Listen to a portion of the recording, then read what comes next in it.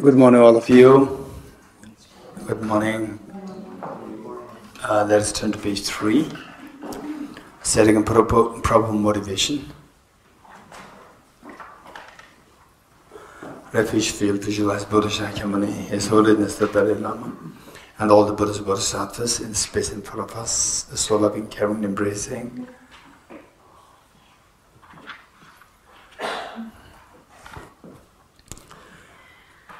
The enlightened beings such as Arya Maitreya, Arya Manjushri, Arya Avalokiteshvara, Arya Tara, Arya Vajrapani, Arya Nagarjuna, Bodhisattva Deva, Arya Sangha, Acharya Vasubandhu. And even if you don't know who the masters are, don't worry. Just imagine that, okay, these are the great masters related to the teachings that we are doing here. Acharya Dignaga, Acharya Dharmakirti, Acharya Chandrakirti, Bodhisattva Shanti Deva, Bodhisattva Shanti Rakshita, Acharya Kamalashil, then the great the Indonesian great master Acharya, the Lama Selingpa, Lama Atisha de Bangarishri Jana, and the one who brought Lama Atisha, who brought the whole genre of teachings on bodhicitta to Tibet in the 11th century, and all the enlightened masters from the Nyingma tradition, Guru Padmasambhava, and from the Sakya tradition, Sachiko Nyingpo, Sakya Palita, and from the Kagyu tradition, the great Master Tilopa, Jesu Naropa, Jesu Marpa, Jesu Mela, Jesu Kambapa, and from the Gindan tradition, Lama Tsongkhapa, Gyaltsab Rinpoche, Khedru Rinpoche, and all the masters. And imagine that you are that they are looking at us with so much love and affection. Yes, they have already consummated in the experience of bodhicitta, like how the mother looks at her only child.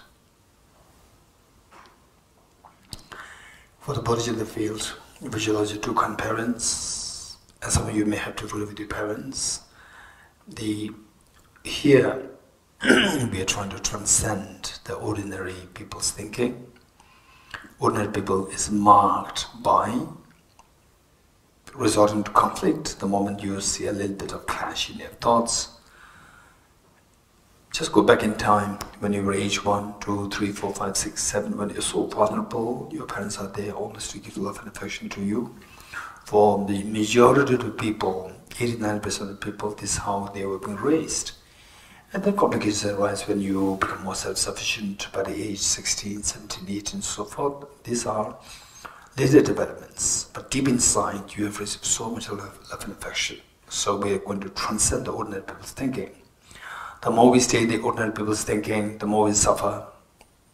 Forget about let alone the rendering benefit, help to others. You can't even help yourself. You become so unhappy person. And then also remember all your family members, including children, all the creatures in the universe, the human beings, animals, insects, hungry ghosts, spirits, God and goddesses, living on the side. Everyone is with you. Now we are learning how to wake up from the sleep of ignorance. We're learning how to expand our compassion infinitely. Because of this, we see that all beings, while they have the Buddha nature, but they suffer so much because of this ignorance, not knowing how to unveil this Buddha nature, the incredibly precious Buddha nature. No matter who you are, what kind of demerits, what kind of wrongs that you've done in your life, but this Buddha nature is always there with you. Just awaken this. You go in, let alone awakening, even just the initial step of awakening, step towards awakening, you see it's so rewarding. It's extremely fulfilling, rewarding. amazingly pleasant, amazingly and the accomplishment. So our job is to awaken this Buddha nature and to help others also awaken this Buddha nature. So with this desire to pursue this journey of awakening this mind for yourself, awakening this treasure of the ultimate joy, happiness with yourself and with others, imagine that you are leading this practice and everybody is joining you, page 3. And through by great compassion, you taught the Immaculate Dharma to dispel all perverted views. To you, the Buddha Gautama, I pay homage. And through by great compassion, you taught the Immaculate Dharma to dispel all perverted views. To you, the Buddha Gautama, I pay homage. And through by great compassion, you taught the Immaculate Dharma to dispel all perverted views. To you, the Buddha Gautama, I pay homage. I go for refuge until I'm enlightened to the Buddha, the Dharma, the Sangha. By my accumulations through practice of giving and so forth, may I become a Buddha to benefit all sentient beings. I go for refuge until I'm enlightened to the Buddha, the Dharma, the Sangha. By my accumulations through practice of giving and so forth, may I become a Buddha to benefit all sentient beings. I go for refuge until I'm enlightened to the Buddha, the Dharma, the Sangha. By my accumulations through practice of giving and so forth, may I become a Buddha to benefit all sentient beings.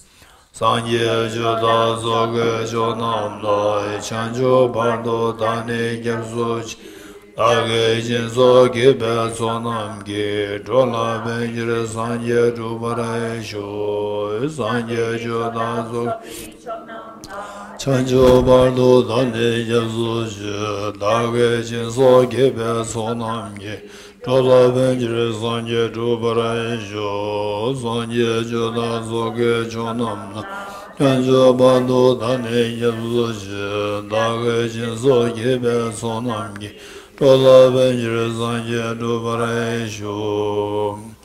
different origination, there is no ceasing, no arising, no annihilation, no permanence, no coming, no going, no separateness and no sameness. I prostrate to the consummate Buddha, the supreme among all teachers, the one who taught this peace, which is free of elaborations. I prostrate to the mothers of the hearers, the Buddhas and the Bodhisattvas, which through the knowledge of all lead here seeking pacification, complete peace, which through the knowledge of paths causes those helping migrators to achieve the aims of the world, and through the possession of which helps subdue us expand a variety of teachings. The one who has transformed into the reliable guide, motivated by altruism to benefit sentient beings. The teachers who guard and protect her, to you are my prostrations. The one who has eliminated the web of conceptualizations and is endowed with the divine bodies of the vast and the profound, who eternally chants for the forever noble light rays, to you the Buddha make prostrations. Inspired by wisdom and compassion, today in the Buddha's presence, I generate the mind of full awakening for the benefit of all sentient beings. Okay, before I forget, this book, The Blaze of Non-Dual Bodhicittas. So some of you, in fact I personally prefer soft copy nowadays.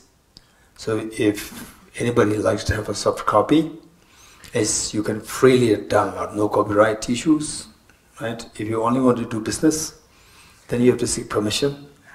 Otherwise, for your personal use, sharing with other people, just freely, no copyrights. You can download it for free from Tibet House and the website.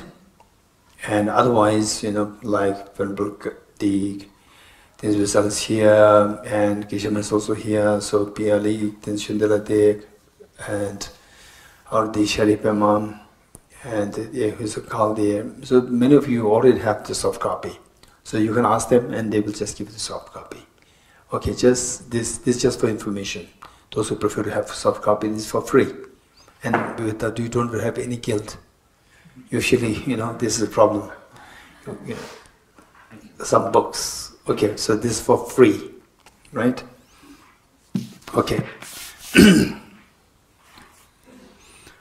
Om ye dharma hetu prabhavam hetum desham dathagato hyavatat desham chayo nirodha Evam Bhati Mahashramanaya Swaha.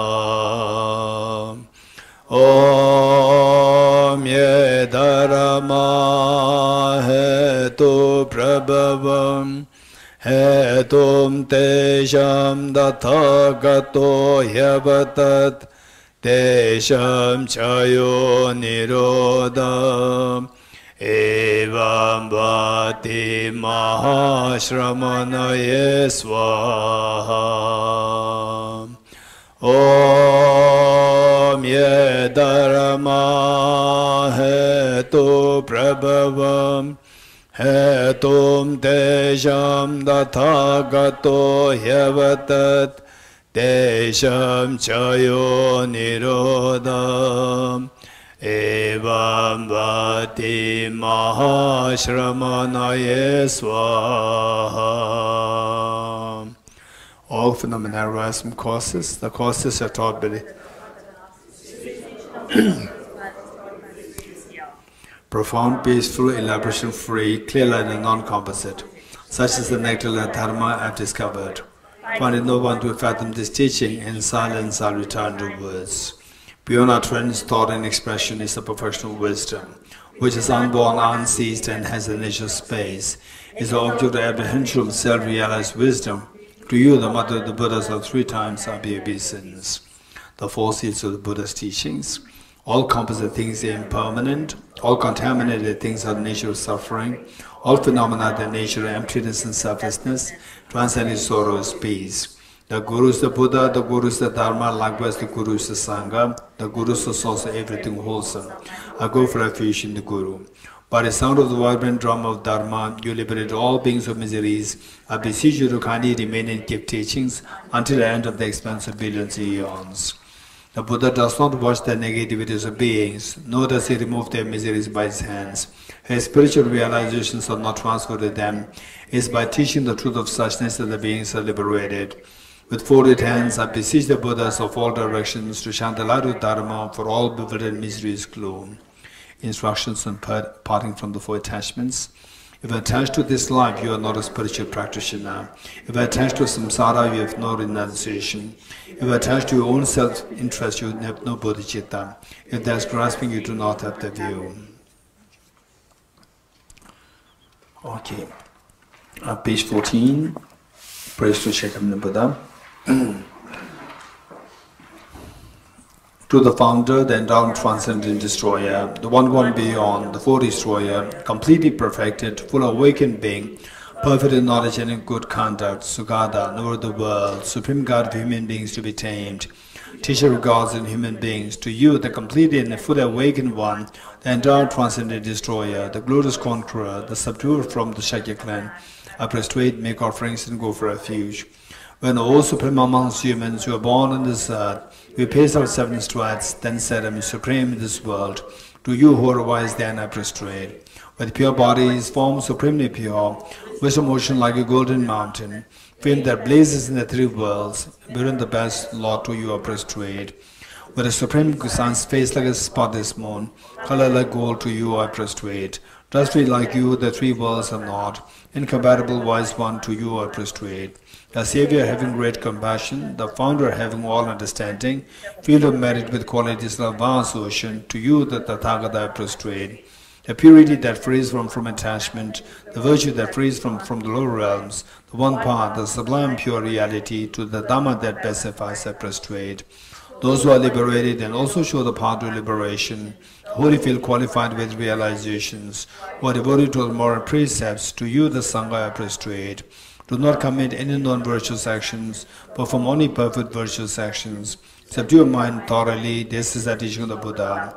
A star, a visual aberration, a flame of lamp, an illusion, a drop of dew or a bubble, a dream, a flash of lightning, a cloud, see conditioned things as such. Through this merits may sentient beings attain the rank of false seeing, subdue the 4 faults and be delivered from samsara's ocean, perturbed by the waves of aging, sickness and death. Okay, Heart Sutra Mantra, page 31. Deyata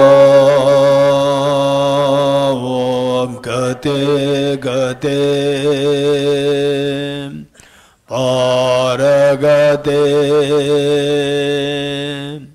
Parasamgate Bodhisvatyatam Om Gate Gate Paragate Parasamgate Bodhisvatyatam Om Gate Gate Paragate Parasamgate Bodhisvatyatam Om Gate Gate Paragate Parasamgate Bodhisvatyatam Om Gate Gate Paragate Parasamgate Bodhisvatyatam Om Gate Gate Paragate Parasamgate Bodhisvaha.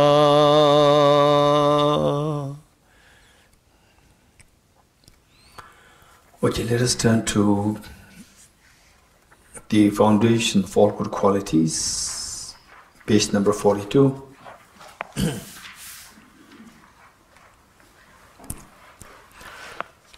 The foundation of all good qualities by Lama Tsongkhapa. The foundation of all good qualities is a kind and perfect pure Guru. Correct devotion to him is the root of the path. By clearly seeing this and applying great effort, please bless me to rely upon him with great respect.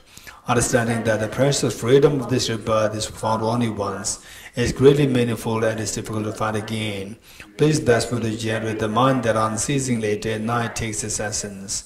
This life is as impermanent as a water bubble. Remember how quickly it decays and death comes. After that, just like a shadow follows the body, the results of virtuous and non-virtuous karma follow.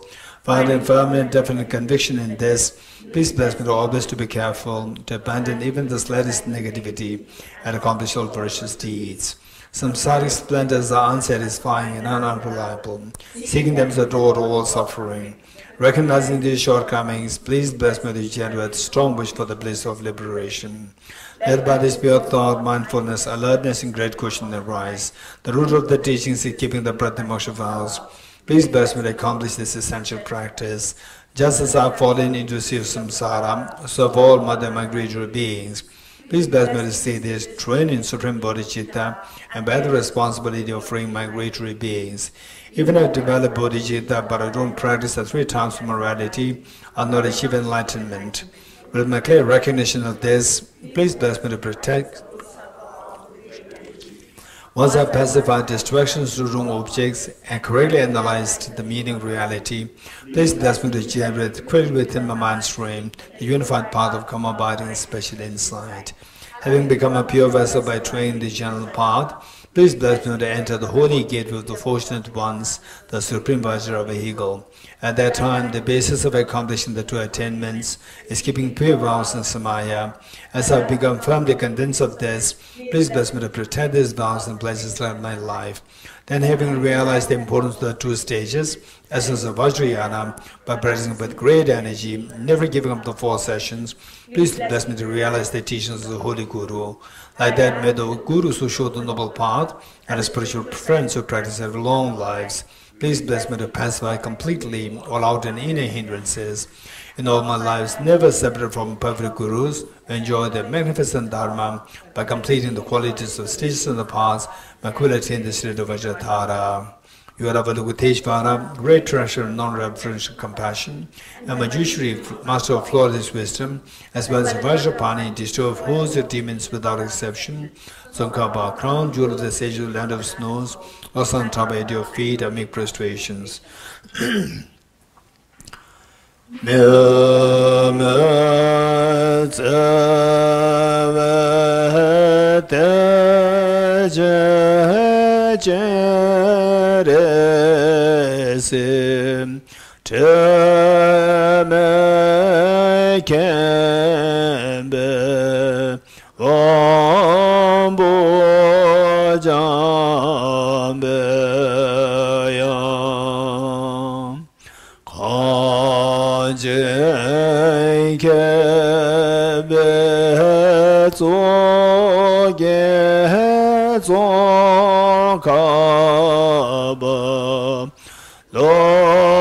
Sata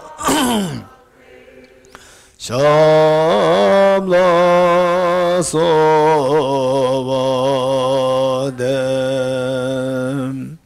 Milmezavete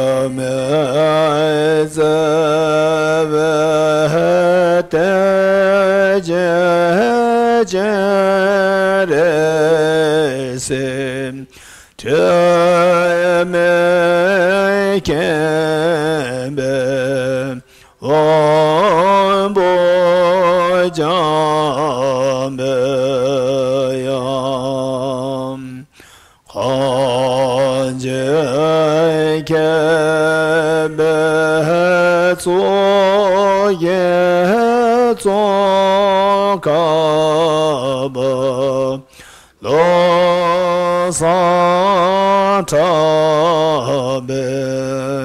Shabla Sovade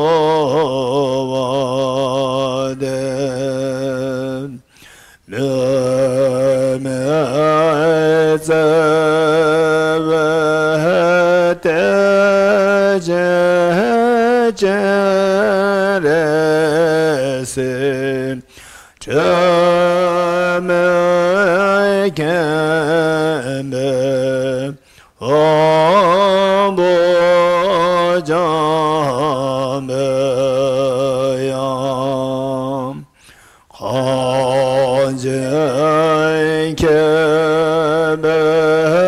Tsoge Tsokaba Lo Satabe Shamla Sovade.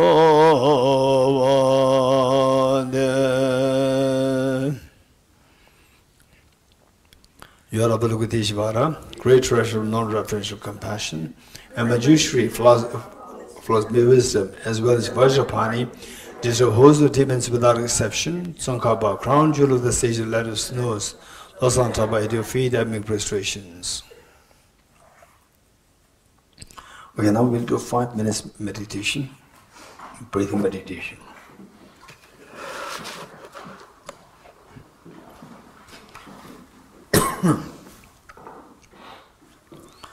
Okay, now no need for instructions. So be watchful of the mental distraction and the mental laxity, and apply the remedies when necessary, introspection and mindfulness. Ready? 5 minutes.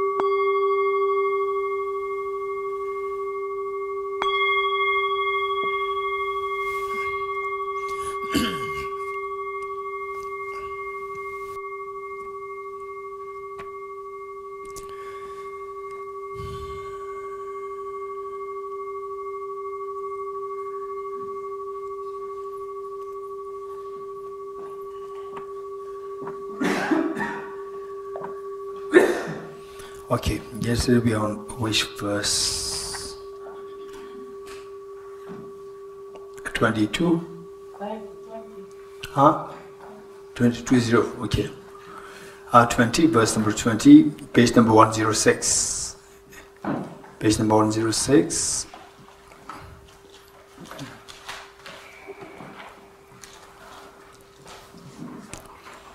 Verse number 20. All of this is devoid of essence. Essence here is the objective existence. And the later on, what is required is that here what is said is, okay, essence here means the objective existence, inherent existence, so forth. Later on, eventually, don't just try to put them like this. Instead, essence. When you say essence, you should get some feel of this, what essence means.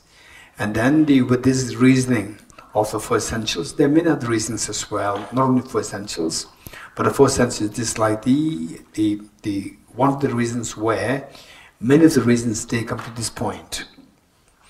And through this understanding, what you understand as the essence in normal sense, you first of all try to articulate this meaning, what the essence means. And once you get it, and then how you see things. Oh, this has essence. For example, the essential balms. You talk about the herbs, some herbs, oils extracted from the herbs. We see that the essential balms, essential oils. So this word essential, essence. So it has a specific meaning. So this meaning. Yes, it has a conventional meaning also, and also that within the conventional meaning, there is something which is like some objective existence tied to it. So this essence of everything is like something very concrete there. There's a sense of objectivity there. So you want to understand this, then later how this equates, this understanding of the essence equates with objective existence. So this is how we have to do. Okay. 20. All of this is devoid of essence. Nothing really has any essence. Doesn't mean that everything is meaningless. You getting it? Well, nothing is essence. Everything is meaningless. This is nihilism. So no essence means no objective reality. Everything has meaning. Subjective meaning is there. And from this arises that effect. On the one side, essence or objective existence is rejected, then on the other side, there is existence by dependence on.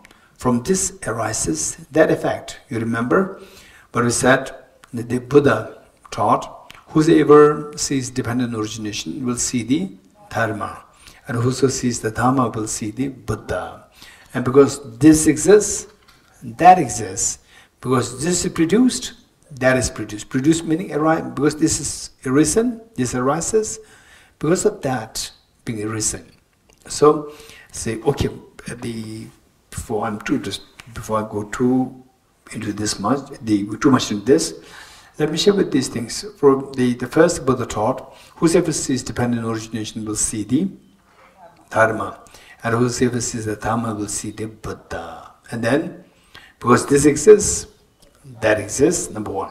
Then, because this is produced, that is produced. Number two. Then number three, because of ignorance, karma is created, because of which consciousness is created, because of which the name and form is created, because of which the source is created, because of which the contact is created, because of which the feeling, then the grasping, the attachment, grasping, becoming, birth, and the aging and death is created. So then, because ignorance, where the ignorance ceases, karma ceases, because of which the consciousness ceases, because name ceases, name and form ceases, you keep going like this, and then ultimately the aging and death ceases. So from there we see that there are three things taught there. Three things. So these three things which the Buddha taught, Arya Sangha, who happened to be in about 4th or 5th century AD, about almost 900 years after the Buddha, according to the historians, according to today's historians. Even that is not too sure, but whatever, the date is okay. So Arya Sangha, he put these three teachings of the Buddha put together and referred to them as the three conditions. Three conditions. This is so important. And the Buddha emphasizes so much on identifying the root and eradicate the root by identifying the cause and effect given rise to by the cause, and his own cause identify the root. So Arya Sangha, in this, what the Buddha taught is cause and effect, Arya Sangha presented that in the form of what is known as the three conditions. The first one is known as unwavering condition. The first one is known as unwavering condition. Second one is known as the condition of impermanence. Condition of impermanence. And the third one is the condition of potentiality. Condition of potentiality. Then we repeat it. Unwavering condition, the condition of impermanence, and the condition of potentiality. Potentiality. Unwavering condition, condition of impermanence, and the condition of potentiality. Okay, so let me first explain these three things so well. And then so these are all the realities. These are not what the Buddha invented. These are what the Buddha discovered. Let's not forget it. This is what the Buddha discovered. For example, gravity was discovered by Newton, right? And the relativity, theory of relativity was discovered by Einstein. And quantum physics by quantum physics. Niels Bohr, Einstein part of it. Einstein, Niels Bohr, many contributed to this. Heisenberg, right? Many of them contributed to this. And what is that? The cat's experiment. Who is the scientist? Schrödinger. Schrödinger's cat experiment. All these scientists, they contribute to the quantum mechanics. The quantum mechanics, again, it's discovered. It's not invented. You getting it? So, and these concepts, they are so extremely relevant to our mind, and if you know this and apply it properly, that our healing takes place. And in fact, say, at one point, perhaps many of the enlightened beings, once upon a time, many years ago, they must be worse than who you are today, who we are today, right? We may be like, say, for example, we may be a very short-tempered person, right? How many of this issue? Short-tempered issue? Joya, I don't agree with you. No. Look at your face, there's so much compassion growing. Okay, so what I'm saying is that even if you feel yourself so short-tempered and whatever problem that you have, you're getting it? So even these enlightened beings today, these beings, once upon a time, many years ago, they were worse than what we are today. You're getting it? So if you have whatever issue that you have, we know, right? What you have, you know. What I have, I know. And these issues, oh, look at this enlightened being, Lama Tsongkhapa, right? Buddha, Aryatara, Arivashasattva, and so forth.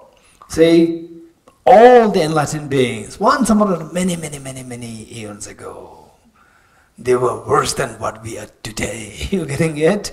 So if they were worse than what we are today, and now they reach to such an elevated state, we can also do that. Why not? Why not? You know, why do we have to remain bogged down? Why? Elevate ourselves. And all these enlightened beings, out of compassion, they taught us how to elevate. They said that this is how I did in the past, like you, right? With all the flaws, limitations, weaknesses, and so forth, this is how you can come out. Come out, gati. Right? Gati means go. Go from the state of weakness to the state of strength. to the state of hopelessness, to the state of hope and joy, infinite happiness, fearlessness. Why not? So for that, we require how to get out. For that matter, the cause and effect relationship. You have to know this. We have to know this. If you know this, then we see that, okay, now I know how to work. For example, today, right? How many, I learned that there are like three boys who came all the way hitchhiking. Who are they? Wali, and your name? Tom? No? Tomer? No? Okay. You can complain. Okay, yeah. So there, now that, let's say 2 of them, they know how to come here all the way, right? So once, if they are once again in their own place, from there they become so confident because they know the cause and effect relationship from which country to which country. Tell me, first. Austria. Austria to. Hungary. Hungary to. Romania. Romania. Serbia. Serbia. Kosovo. Kosovo. Albania. Albania. Greece. Turkey. Georgia. Armenia. Iran. Emirates. Oman. Saudi Arabia. Kuwait. Iraq. Iran. Pakistan. You know, that's amazing. Now, if he's back to Austria, from there coming to India by road, for him, he's very confident. If there's any issue there in Austria, and then he feels that, okay, I have to go to Tushita I'm so bogged down. No, I don't want to be bogged down. I want to be liberated. But Tushita, I get liberated. I know how to go there. All these Greece, Austria, he knows that. Because he's very confident. When you are very confident, your sense of hopelessness is removed. You getting it? So this is how the cause and effect, knowing the cause and effect so well, it gives you all the confidence. And no matter what situation that you are in, you are very confident. So this is why these 3 things are taught by the Buddha. What are they?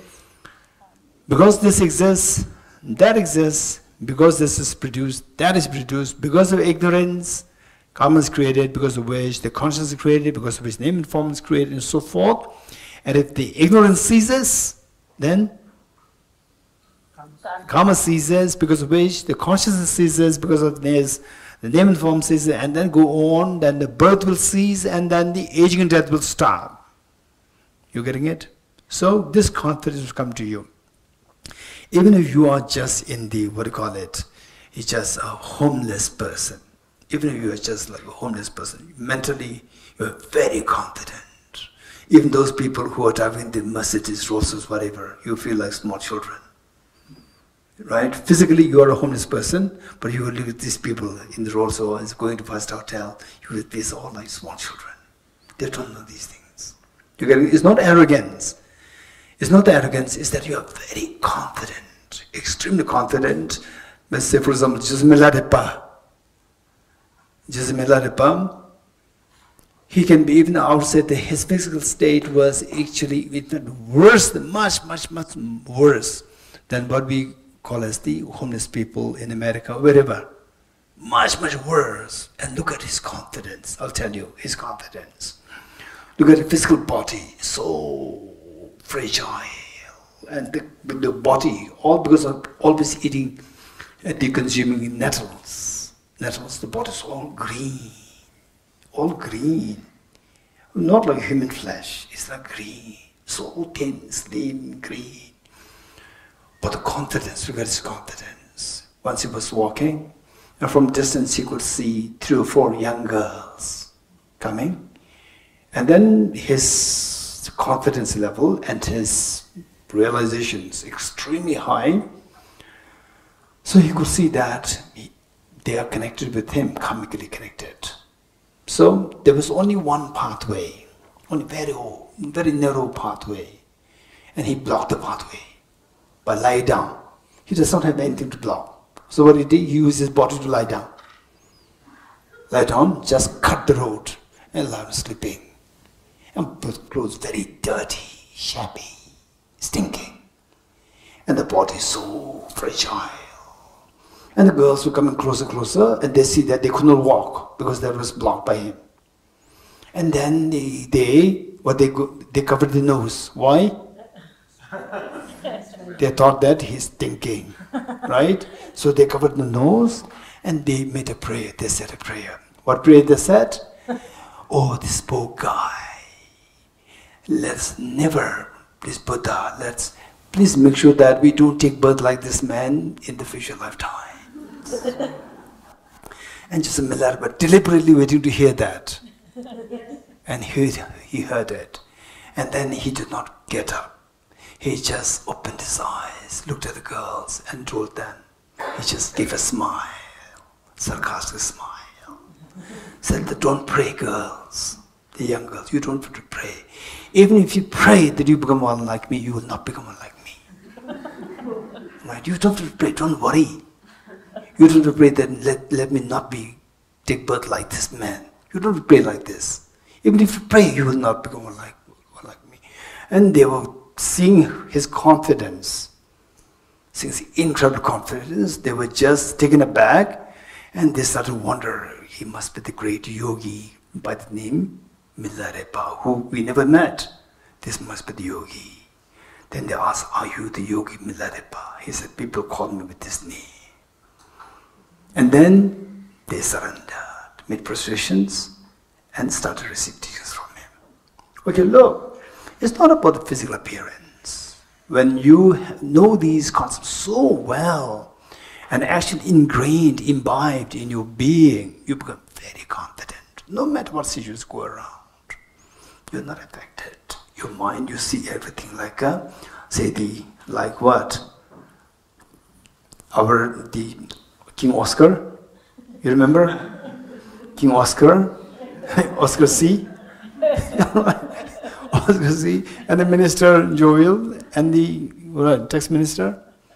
So they are like, I'm the king, I'm the president, I'm the prime minister, I'm this, very fancy car and so forth. This is like a small children's game.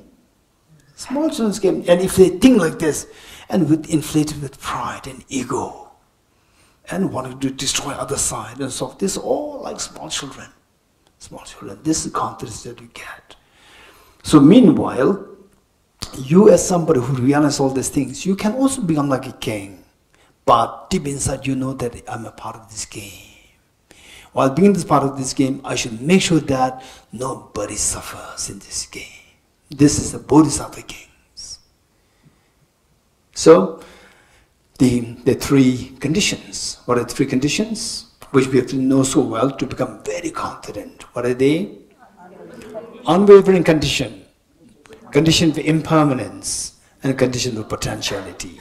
It means that any result should, the first one, unwavering condition, means that any result, whatever result that you're expecting, it should necessarily have a cause. It'll never come about causelessly. It'll never come about randomly. Don't expect something to happen miraculously. It's all, the result should necessarily have a cause. That is the unwaveringly, there must be a cause. Unwavering cause meaning that the result should necessarily, or unwaveringly meaning necessarily, should have a cause. Number one. Then number two, not only that the result should have a cause, the cause must be impermanent in nature.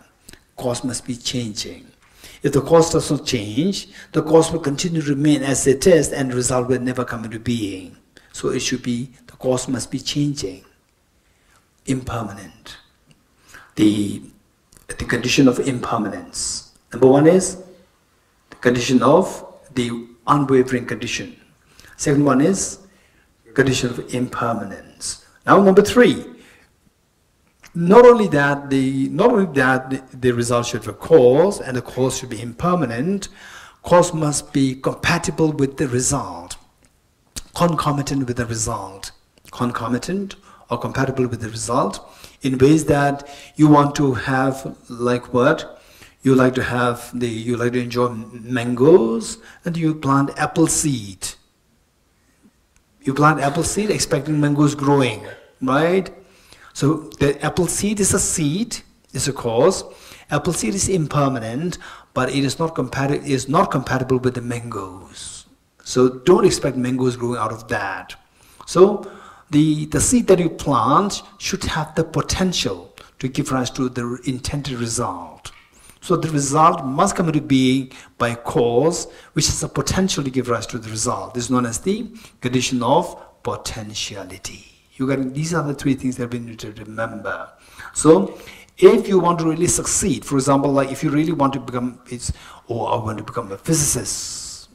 Okay, this was what actually I was intending to become when I was in school.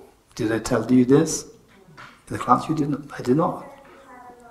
I said what? You had a lot of interest in physics. Yes, I was thinking of becoming a physicist. Did I say this? Are you sure? No. So I just said I have interest in physics, not said I want to become a physicist. Not sure. Okay, never mind. So say that I want to become a physicist. And then not only that, I want to become a Nobel laureate in physics. No, that was not my thought. But let's say if somebody wants to become a Nobel laureate in physics, you keep studying biology, it'll never make you a Nobel laureate in physics. You getting it? If you want to become a Nobel laureate in physics, you have to study physics. You have to put effort in physics. So, because studying physics is compatible with becoming a Nobel laureate in physics, and studying biology is not compatible. Invest all your time in biology does not make you a Nobel laureate in physics. You getting it? So this is, say, if you want to become a CEO of a company, you getting it? Company, you have to put effort. Number one, you have to put effort. Effort must be, you know, say it must be taking you closer and closer towards that, impermanent. Not only that, this effort and what you intend to attain, these two should be compatible. Yes, Peter. We also say that everything is connected with everything. Yes. So in that way, learning biology may help you become better physicist. So I said investing everything on biology. You forgot this part. Right? I know that this question is coming up, so therefore I added this word before that. I know that Peter is going to ask this question later on. So before you ask this question, I added this word already. Right?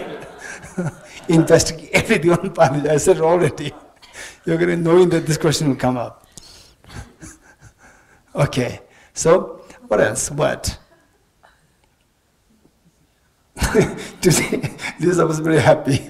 I don't know why. That I'm able to challenge Peter. She's very happy. I'm joking. Okay. So what? What are we doing now? Okay, 3 conditions. Yes, over there. You said if the cause is not changing, if it's not impermanent, then what? Say it again. If the cause is not impermanent. Okay, so if the cause is not impermanent, then cause should be unchanging. If the cause is unchanging, cause will remain as a cause all the time. If it remains cause all the time, the result will never come into existence, because the result follows the cause. Okay, so if you gain so much confidence in this, then you become a very practical person. You're getting it? You will never wait for some miracles. And wait for miracles, by the time you have to leave the world. You're getting it? Nothing will happen. So you become a very practical person. So people will put effort from the ground. From the scratch, they will put effort and go there. Wherever the possibility help, to seek help from other people, you can seek help. It's fine. That also becomes a part of the cause. Part of a cause which is compatible. But then you become a very realistic person. Only realistic people, they will succeed in life. Unrealistic people will never succeed in their life. Let's not forget it. Okay, so with... When you say the cause is the meaning of cause always and never become a result, will this example suffice that like I have a desire to maybe become Batman, but I never take action on it. What you would you want to become? Bangman. Batman or Iron Man. Okay, yes. Yes, Spider-Man. So, Oh, what is that? There's one woman. Superwoman. Wonder Woman, yes. Then what? So, but if I hold that desire and never take an action, it remains a cause, or what? Like, will that be considered like it remaining a cause and never turning into a result? Yeah, this is a cause. This is cause, of course. Cause means there should be result, right? This is cause not to become a Wonder Woman. Cause of not become Wonder Woman, you know. Cause not taking any action is a cause of the result. Which result? No Wonder Woman. Wonder Woman, no Wonder Woman. So it's the cause of no Wonder Woman. Wanting to become a Wonder Woman and not putting action is the cause of no Wonder Woman. Absence of Wonder Woman. Right? Yeah. It's a cause, yes. It's also a cause. Okay, good. What happened? So this girl, she just brought up all these things. You want to become a Wonder Woman? No, I just was giving Yes. Okay. Okay, 20, verse 20, 106, page number 106, verse number 20. All of this is devoid of essence, and from this arises that effect. So in this connection, I mentioned the three citations from the Sutra, Dependent Origination Sutra, which the Buddha taught. So these two certainties meaning that these two are both facts. One, on the one hand, being empty of the essence or being empty of objective existence, and on the other hand, cause and effect. From this arises that effect. These two are both facts. These two certainties complement each other, and they are not contradictory to each other. Okay, then so some people, what they say is that they read, particularly the people who are exposed or who study Western philosophy, and who maybe take major in Western philosophy, and I met some of them. They say that when I talk about Aranyagārjuna, they said that Aranyagārjuna is his philosophy is idealism. Idealism, or some say he is nihilist. Then I asked, how long did you study Aranyagārjuna's book? He said that I read it for 2 days. You getting it?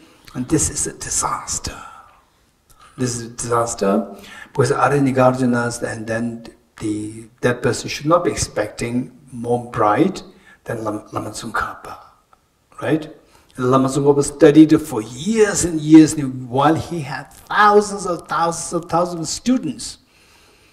And look at his compositions. And for all the many years, he did not have the air. He did not have the air that I understood Aranyagārjuna's philosophy. So finally he had to consult Arya-Manjushri if I got Aranyagārjuna's philosophy intact. And the Arya-Manjushri said, no.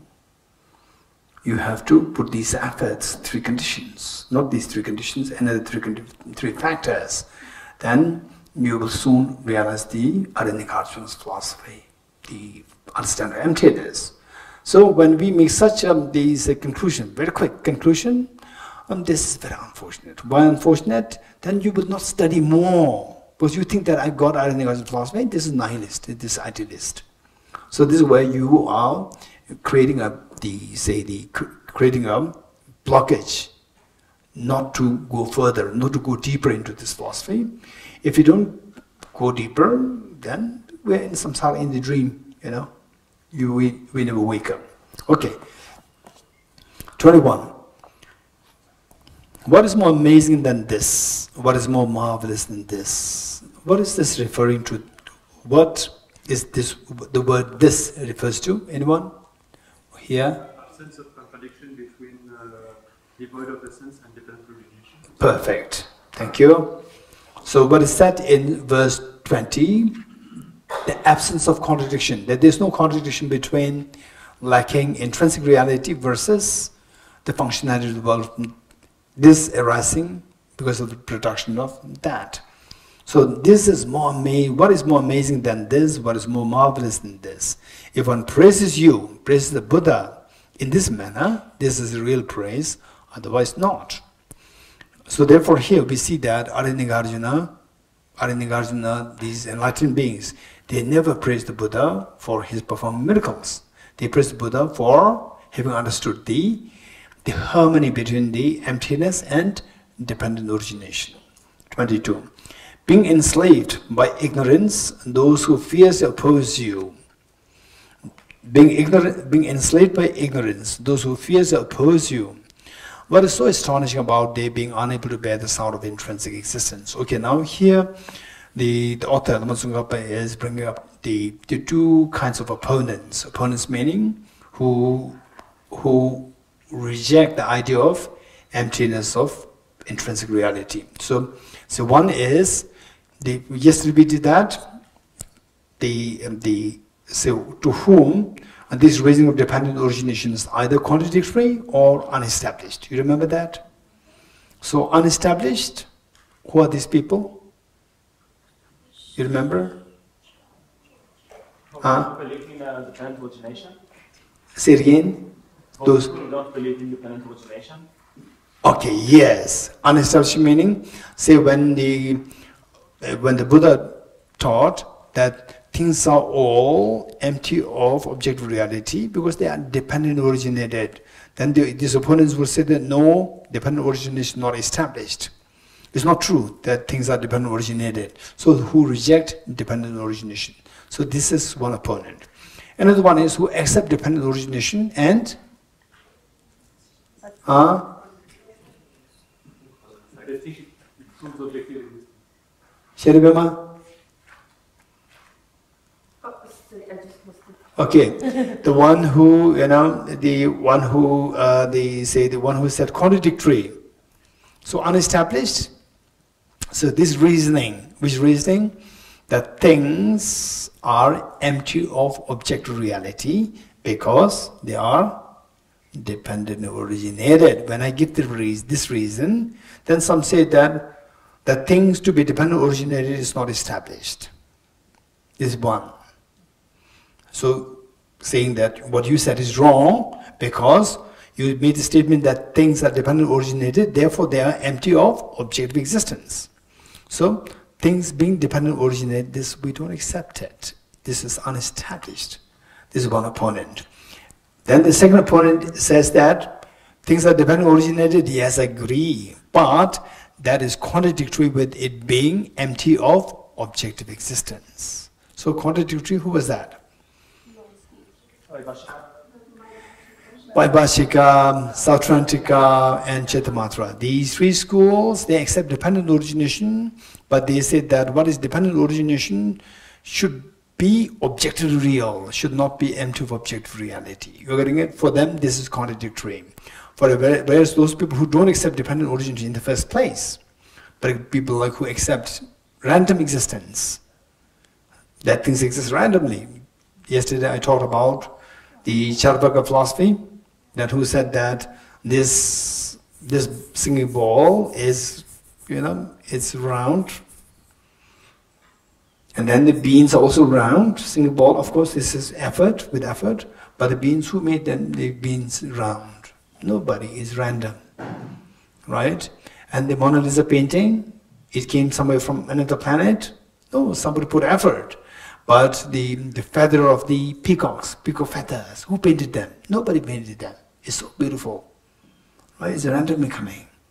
So randomness accepted, no dependent origination. Okay, so these are the two opponents. Of the two opponents, whose view is further away from? Which of the two's view is further away from the view of the emptiness of objective existence? Who's that unestablished or who's that contradictory? Unestablished, right? Unestablished meaning that, no, in the first place, nothing is dependent originated. There's no dependent origination. So that person is very far away, very far away. So say they see the Buddha, seeing emptiness, dependent origination. No, what you're saying is totally irrelevant. They leave, right? They leave, listen, they leave. Now another person is that, oh yeah, Buddha, but yes, things are dependent originated. Thank you so much, we learn about this, right? And then emptiness, we don't agree, right? So they partly agree, partly don't agree. But the first one is, don't agree both ways. So therefore, the first one is very far away from the Buddha, Buddha's view, Buddha's teachings.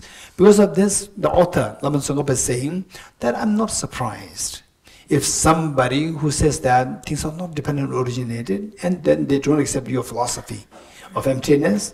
I'm not surprised, but I'm very surprised if somebody accepts your philosophy of dependent origination and not accepting emptiness of objectivity. That is very surprising, because to get to dependent emptiness, you taught dependent origination as a means to get there. And these people, they use the dependent origination to get to the opposite. Right? Contradictory. Opposite. So this is something which I cannot understand. So if somebody is sick, ill, and then you give me, say, high fever, so you give the painkiller, what is that? Paracetamol or? Huh? Ibuprofen and Tylenol. Who is that Tylenol resents? One? Or the Americans resents? Tylenol, right? Tylenol, ibuprofen. What do you call it? How do you say it? IB or IP? Ibuprofen. Ibuprofen or paracetamol, right? In this, so these are given for what? You are having high fever. So these are given to, hey, to reduce the fever, right? And I give you this medicine. If it increases the fever, there's no medicine left now. You understand what I'm saying? Huh? Joel, you understood? What did I say? Yeah, it doesn't reduce the fever, for what? Sorry? If it doesn't reduce the fever, it increases the fever?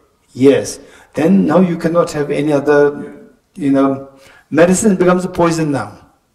But the medicines become poison, there's no cure. So likewise, the Buddha taught dependent origination to take us to understand emptiness. And because of instead of that, if you learn Buddha's teachings of dependent origination, and if you say that because things are dependent origin, therefore they are objectively real, finish. Now there is no means to take you to emptiness. You're getting it? So this is very sad. This is what the author is saying. Okay, Gabor, you have a question? Yes, just a clarification that the Sautrantika Madhyamika, would they also say that it's contradictory or not? Okay, this is a good question. This is a good question. Can you repeat? Hey, Gabor, repeat it. Okay, so my question is that would Sautrantika Madhyamika also say that these are contradictory or just the sign, or just the global schools? Okay, so since there are many newcomers, to not confuse them, my answer is that they will not say this is contradictory. They will say that this reason is perfect, right? But I'll say is there any architect resents? Is there any architect? Engineer? Mechanical engineer? Architect? I'm electrical engineer. Is there any mechanical engineer, or not mechanical, I would say civil engineer? Any civil engineer or architect? No. Okay. Say, how's this all? Architectural speaking, nice. For us, nice. For the real architects, they come, this is no. You're getting it? Right? So Say the same. So what I'm saying is that both the Madhyamikas, when this reason is given that we as human beings, we're empty of objective existence because we are dependent originated, both the Madhyamikas will say that that's very true. But when you check with Arya Nagarjuna will say there's Savatantric Madhyamika, actually you don't understand what this reason, you have not understood it. Although you think that this is correct, you have not understood it. You're getting it? So we say that this is a good, the architecture. The real architects, they come and they say, no, you have not understood the architecture. You're getting it? Okay, so let's not go too deep into that. Okay. So 22. Being enslaved by ignorance. So these are the people who reject even dependent origin. Not only not accepting emptiness of objective existence, they don't even accept dependent originations. They're too far away from it. They just see the Buddha's teaching, they said, no, you are not our teacher. You know, they just are totally against what the Buddha taught. So for them, the author is saying that I'm not surprised, because that right from the beginning they already acknowledged that your view is nothing to do with us. Whereas Vaibhashika, Sautrantika, Chittamatra, you accept the Buddha's teachings, and when you actually go to the core, you turn against the Buddha's teachings. You're getting it? So this is surprising. On the one hand, you keep the Buddha statue in your house all the time, saying that I revere you, I listen to you, I follow your path. And actually when it comes to the real path, what's the real path the Buddha showed? How to wake up from the sleep of ignorance. No objective existence.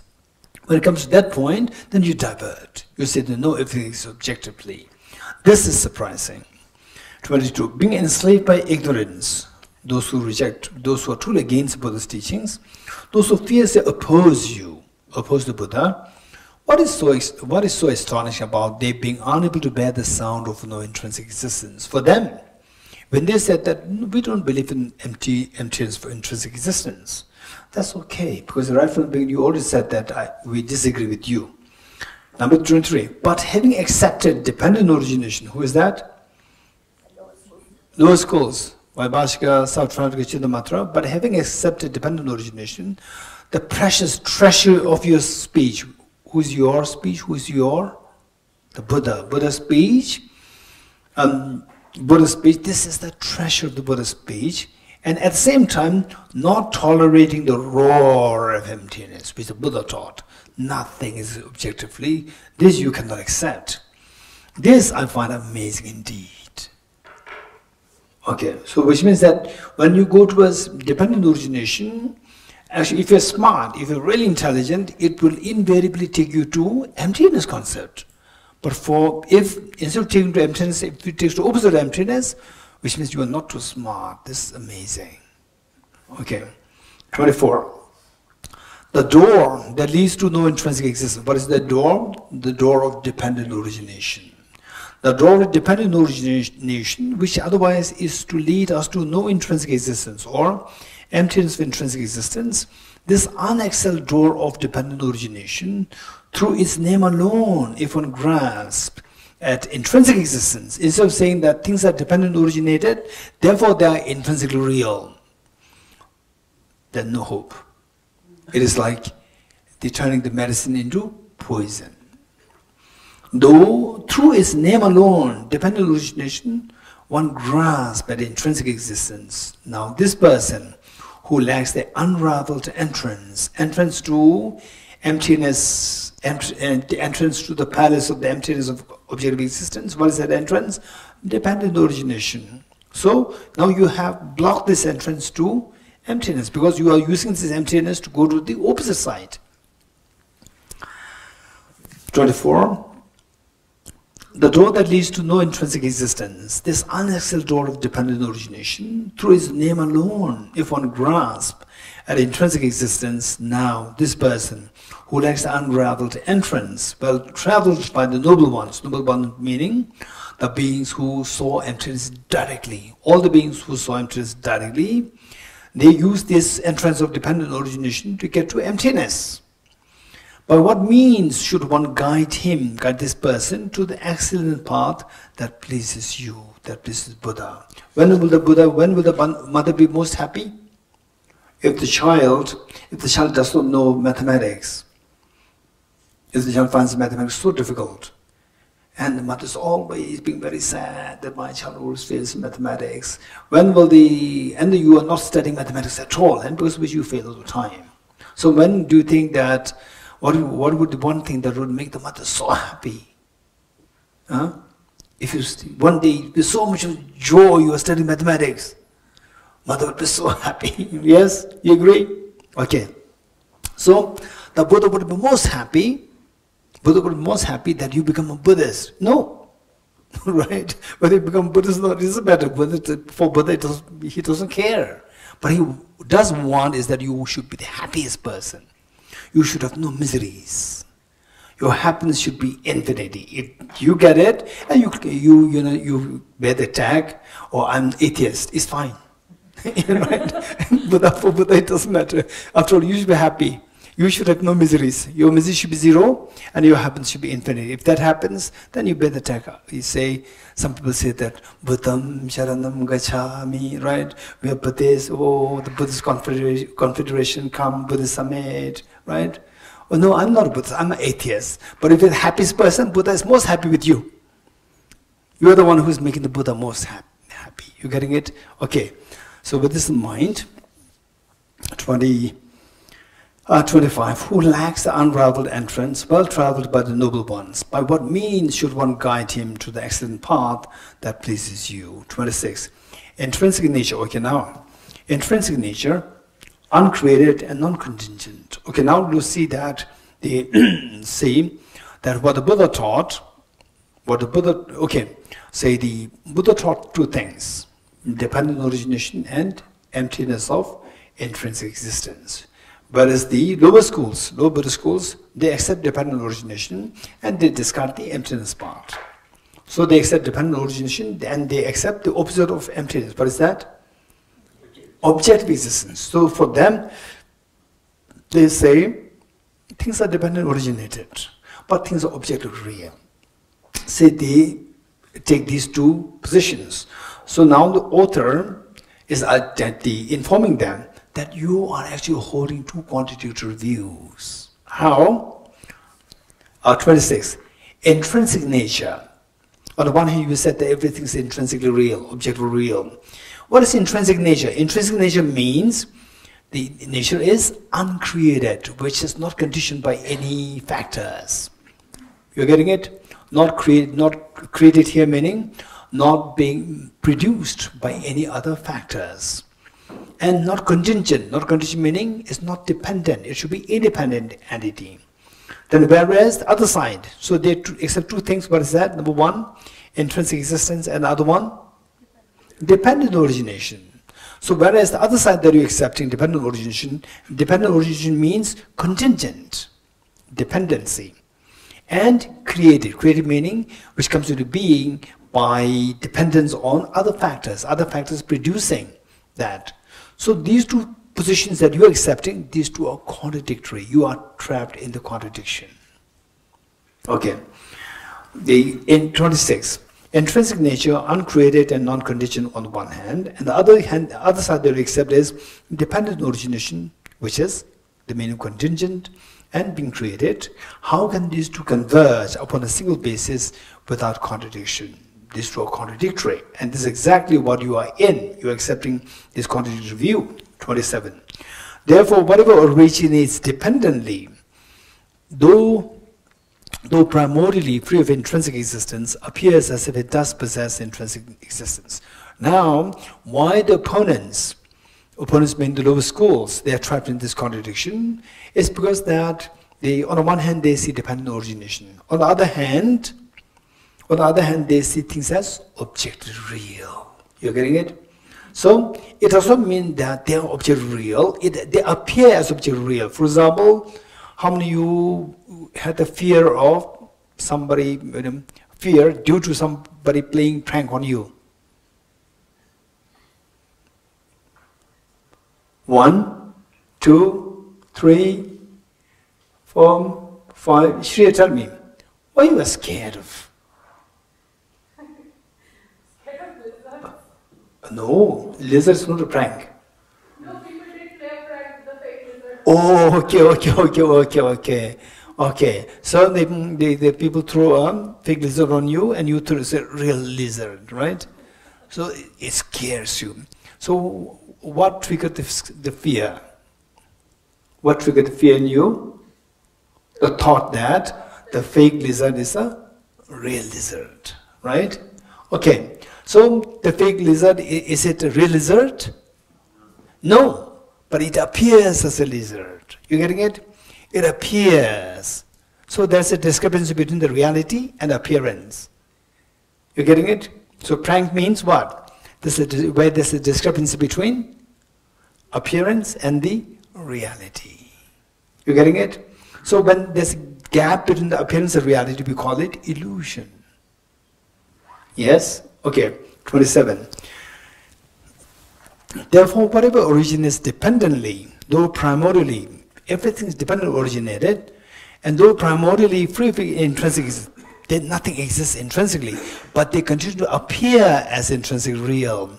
So there's a discrepancy between the appearance and the reality. The reality is empty of intrinsic existence, and appearance-wise, things appear as intrinsically real. Because of this, things are illusion-like. This is what the Buddha taught. What is primordial? Primordial means since beginningless time, since long time ago. In simple terms, no beginning. Okay.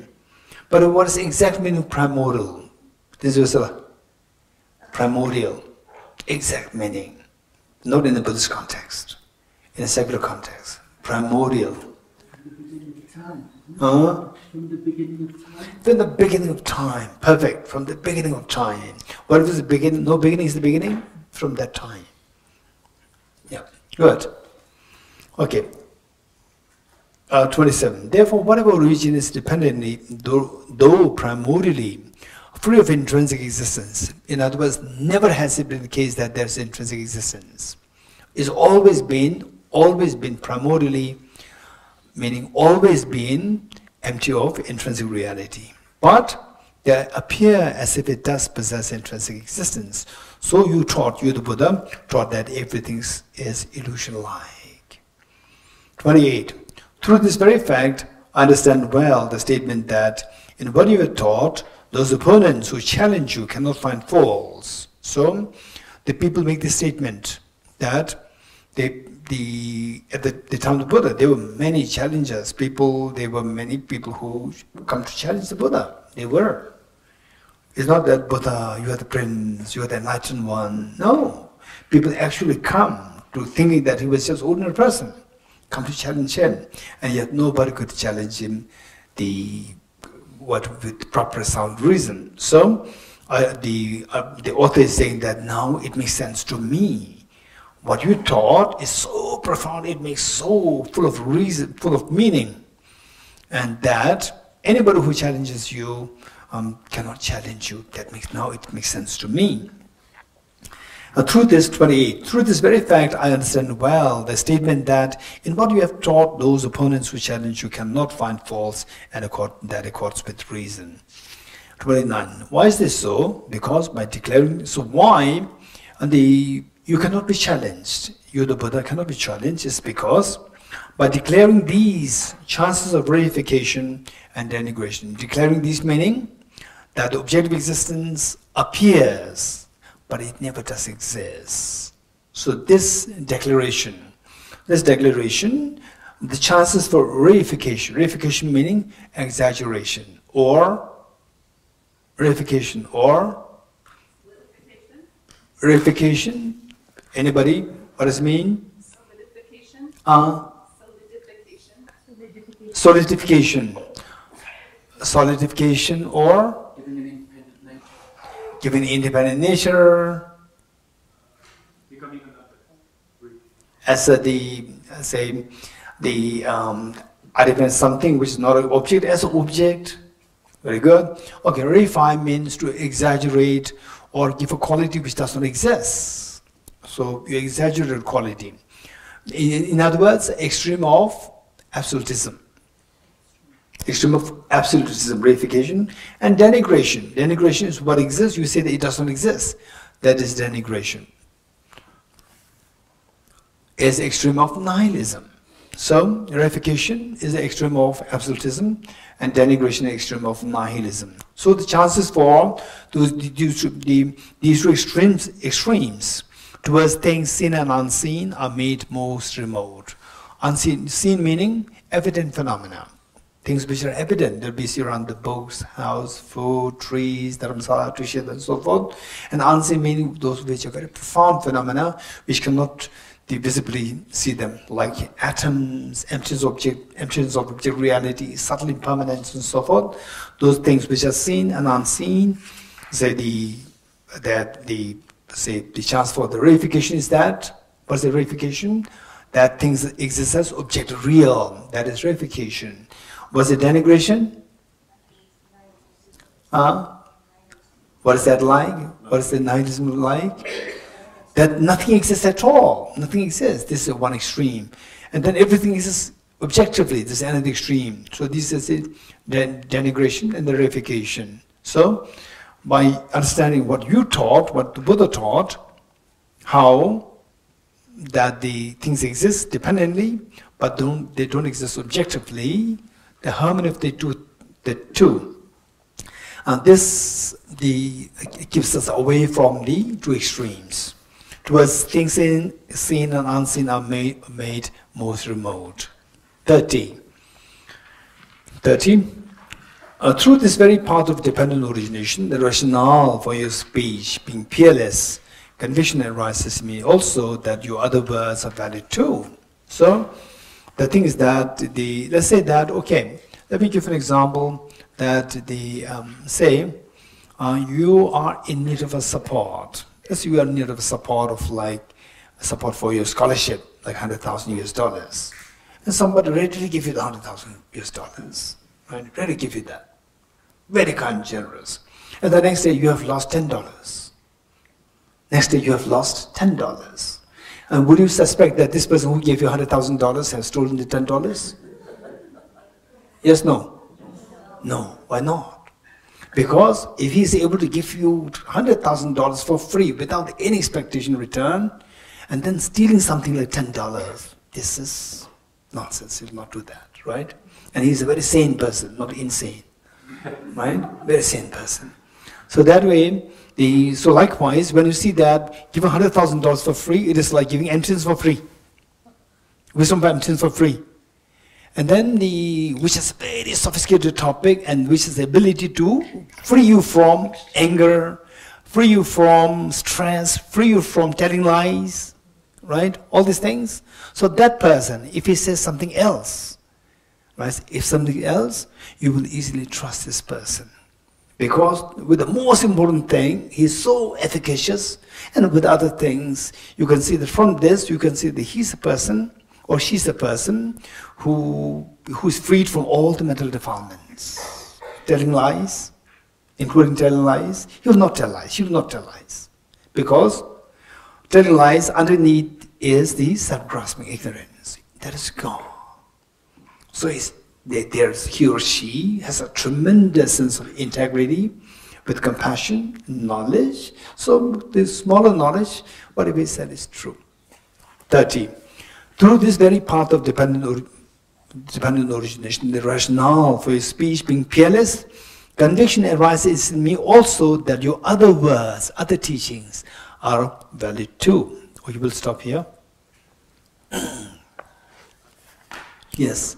Question is not directly related to this, but yesterday morning you started pointing out 4 tips for emptiness meditation. But 4 tips or 5 tips? Only elaborated 3 of them. Okay, thank you, Ali. It's been on my mind. So Very good, thank you. Okay, next session. Thank you, very good. Yes, you're right. Yes, thank you. So therefore, for every retreat we need Wali to put me in a proper track. Thank you. gate gate paragate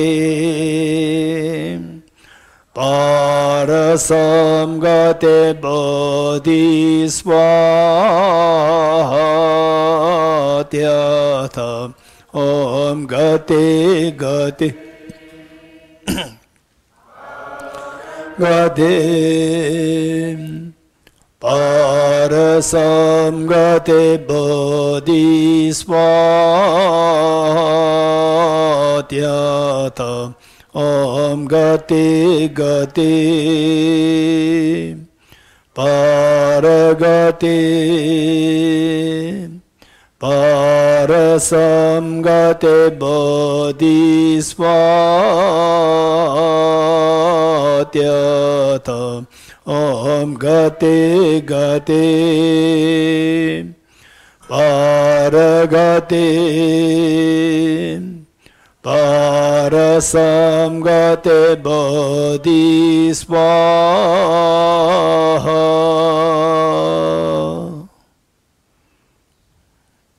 Three precisions together.